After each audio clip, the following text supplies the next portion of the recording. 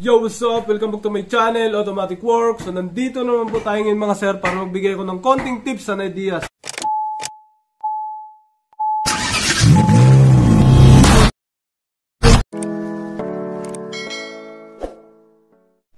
Yon, Automatic Works.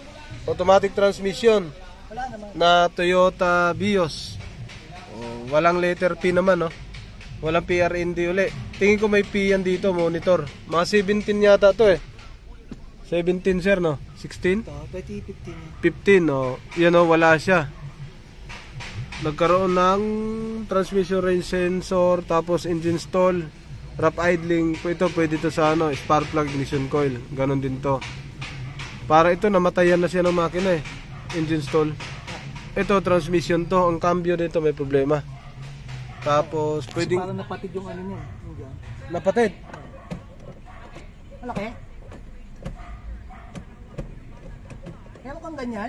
Yan. Kaya wala siyang ano, control. Kaya pag in-start, pre, paandarin ko muna. Yan. Pag pinaandar mo, maandar naman. Pero wala letter P. Reverse natin. Naalog yan. Wala naman. CVT. Neutral. Drive. Walang alog. Normal. Reverse. Walang alog. Walang alog pero walang monitor. Wala na rin takbo to. Sige. Trace ang troubleshoot. Pero pwede mag live data pa rin. Kasi may na-experience ako na ito. Wala siyang fault code. May fault code pero walang, may reading yung ano, yung inhibitor sa Picanto na subukan ko. Kailangan mag-data list, all data. Yan na.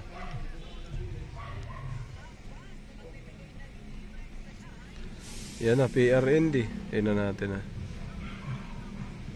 Inhibitor. Park reverse neutral drive.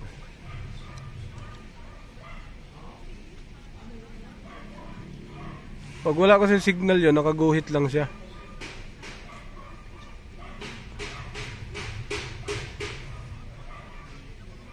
Live data. Ayan o.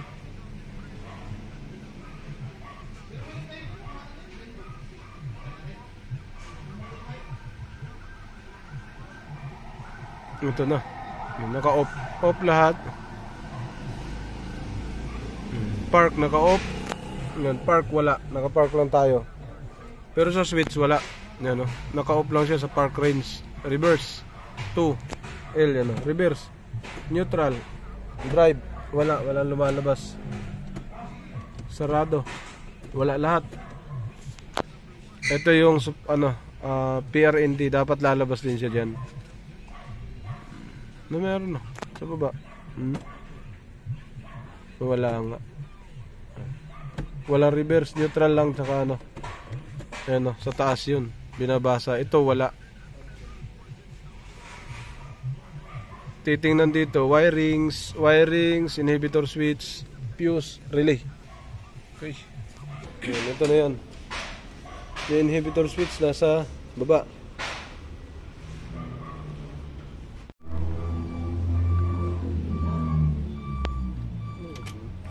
Ito yung bago. No brand pa, no brand.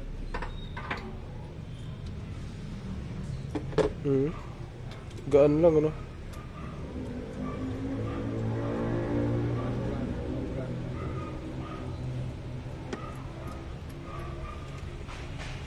Yan na. Binanata na ni Patrick. Pinalitan na ng bago. Tapos ito yung luma. Oo nga, no? May page pala kayo. Ito may brand, no? May brand siya. Yun na. Tapos si Mamay.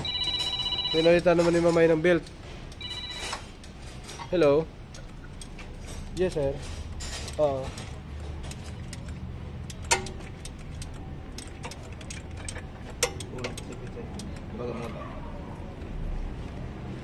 Opo, sir. Oo. Opo. Yun, tinignan ni Patrick yung fuse kasi wala pa rin PRND. Nagpalit na ng inhibitor switch, inhibitor switch, wala pa rin na lumabas. So, dito niya, ginagapang niya doon sa ilalim. Yan o. Pini-check niya yung fuse dyan.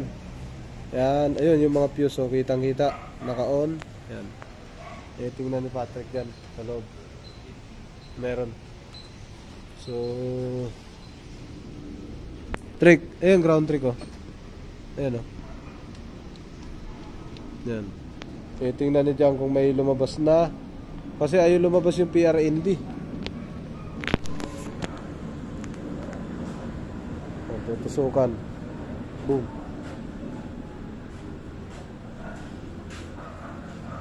Troubleshooting. Process of troubleshooting.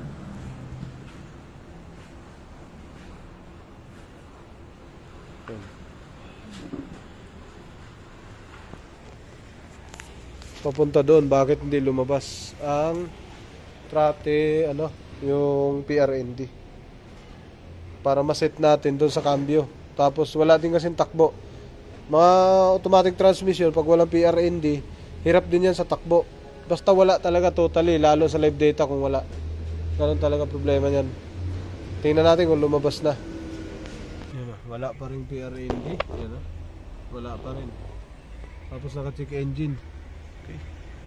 Bakit wala? Bakit wala? 7.5. Yun o.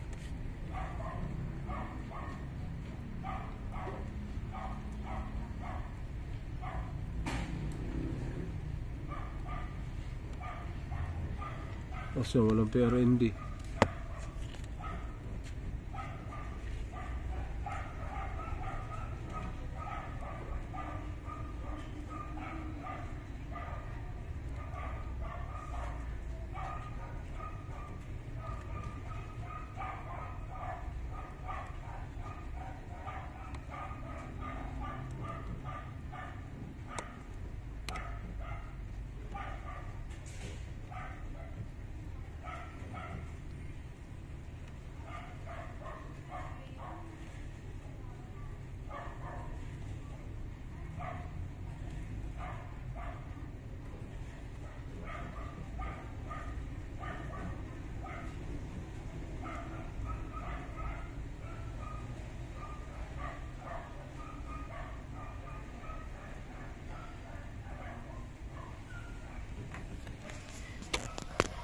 Eto na.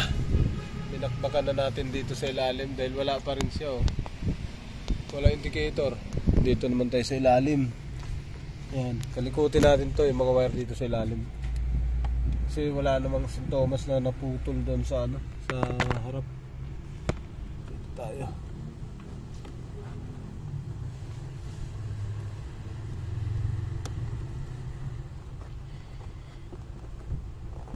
Anak ng tokuan, tigas.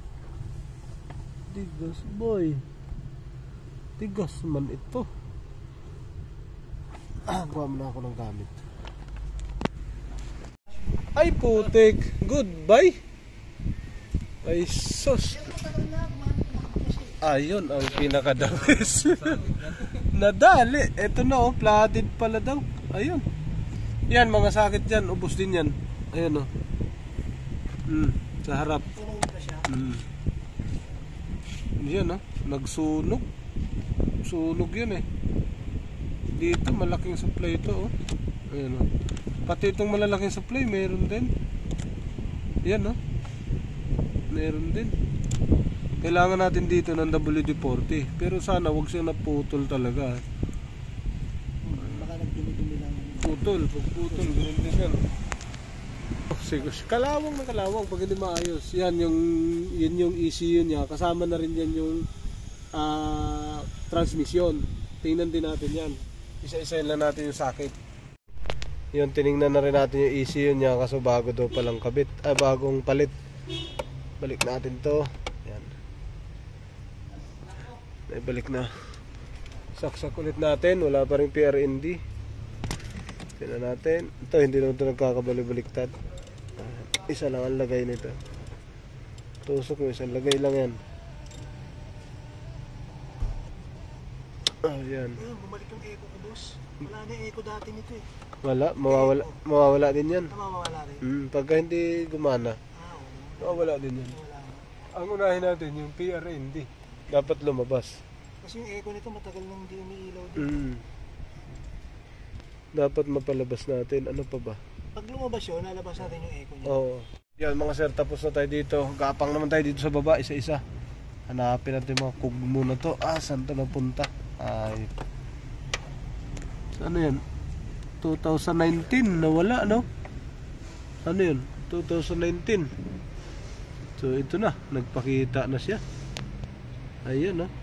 Sa ilalim, oh. Pero hindi pa sigurado kung yan nga. Malaking wire ang tinamaan. Ito, oh. Ayan, 2019. Ngayon pa lang na ano. Wala namang connection eh. Oh? Walang connection. Kaya walang problema. Oh. Ayan, oh. Yung tinamaan. Sisay natin baka naputol naman. Tingnan natin nga. Silipin natin sa likod. Kung talaga bang ano. Talaga. Wirings.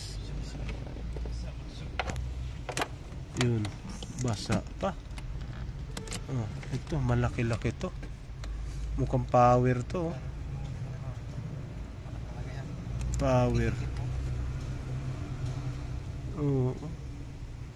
Sunog siya sa tubig siguro. May tubig pa rin. Okay. Automatic works. Magandang araw. So may tracing tayo troubleshoot ng PRND Toyota Vios 2016, 17, 15 na acquire na 16, ganito rin.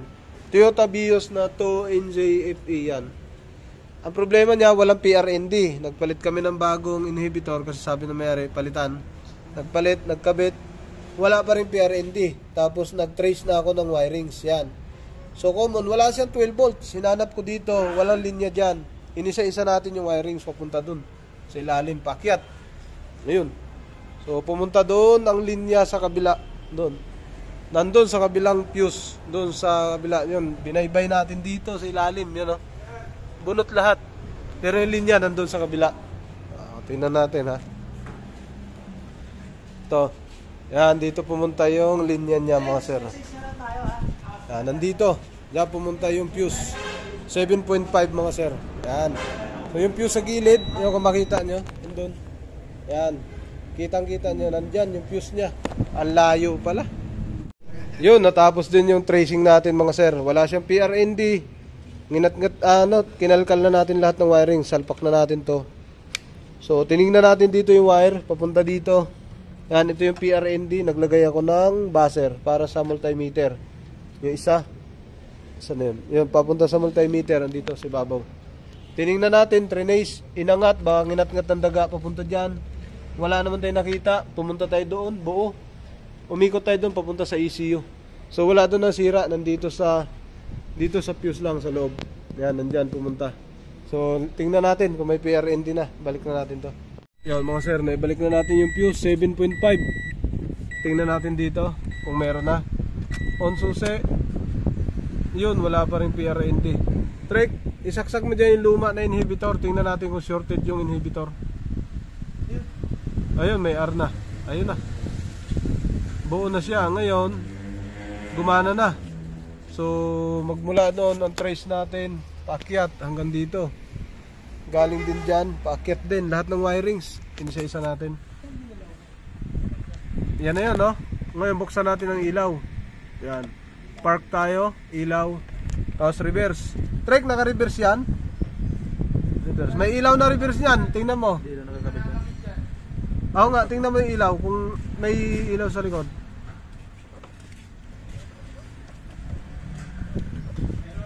Meron, reverse? Okay na yan. Sige. Yung bago, itusok mo yung bago naman. Yun. Hindi na ilaw, walang tapat. Yan yung luma, no? Tapos kabit mo naman yung bago nakakabit. Sige, itusok mo sa bago. Yan, okay. Tusok sa bago. Pwede rin kasi ang short nito, ilaw. Kaya ganun. So simple lang nasira. Ang laki ng tinamaan. On. Ayun, may R. So parehas, hindi naman pumutok. Baka yung ilaw Bago mo na gamitin natin, Trek. Yung bago. Sige, ano mo. Saksak mo na yun. Kabit mo na. Para may seating na. So yun, pinalitan ng inhibitor switch. Kasi muna. Yun na lang muna. Subok muna. Gumana na siya. Walang PRND kanina. Setting muna kasi naka-neutral. Alright, paandar na tayo. Off muna. On. May PRND na ba? Ayun, meron na. Start. Ayun, umandar din. Umandar din. Reverse natin. Kanina, may check engine pa pala. Ayan. Reverse natin. Good. Neutral. Drive. Good. Walang alog. Okay, ayos na. Gumana na siya. May sikad. Park. Okay. Ayos na siya mga sir. Scan lang natin yung fault code. Delete natin. Kauwi na si sir.